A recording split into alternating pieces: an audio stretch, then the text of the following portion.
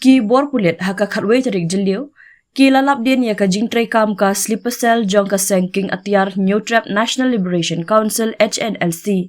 Bat yo ban kemno ya laingot ki dkhot, kentup yo no ya lam namar ka jingdon kti haki kam dawa pisa, bat ki kam berngam berset ya ki babun ki riu shimen. Baki day ban siw ya ka pisa ka bakila dawa nemat ya ka jing e. USP Kariboy District Jakpal Singh Dhanwa, ulaong baki ne ki laingut ki dkhot ki bala syak kemno ki de ki bala tip kerteng kum usai Frank Paul Pariat arbusan snem ubakhli ya ka sleeper cell kum unoyalam halor ka HNLC. U kitbok mujai arpulai snem bat u Barnabas lingdo saup kendai snem rta. Une uhe pulit ulaong bahadin ka jingpha ya ki shithi dawa pisa syaki babun ki riu shimen.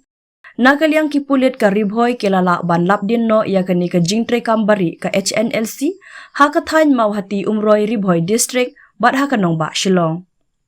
Ya kani ka sleeper cell ka HNLC lakhli da unoyalam bahalor ka HNLC usai Frank Paul Parian ubedai na kashnong uman. Mau harengkat ki dkhot ka kenhun runar jong u laong bakila pha ya ki shithi dawa pisa nakabenta ka seng HNLC. Bat bertenru ya ki babun ki riu shimen, baki day ban siw ya kani ka pisa ka bakila dawa niki lakban mat ya ka jing e. Nakaliang USP ulaong ba nakaliang ki bor pulit ba kerpang na police headquarter bat na po ribhoy. Kila penlong ya ka jing lait kendra ha ka shipau tarik mentau benai, ha ka bakila yo ban kemno ya kini ki dkhot ka HNLC. Kini ki laingut ki bala syak kem bat syak pengat haki kendon UAP Act, ki don ketiru haki kam pendrung dkhot, ki kam dawa pisa, bat ki jingyalap na kebenta ka kunhun HNLC. Kila lej ru sya Bangladesh ha usnem baladam na kebenta ban yo ya ka jinghikai ong USP. Na kaliang ki pulit kila register case persya ya kini ki laingun, bat ka jing tokit kadang ya syakmat ban lapdin syuk-syuk ya ki weipat ki badan keti bat ka seng HNLC ula benram.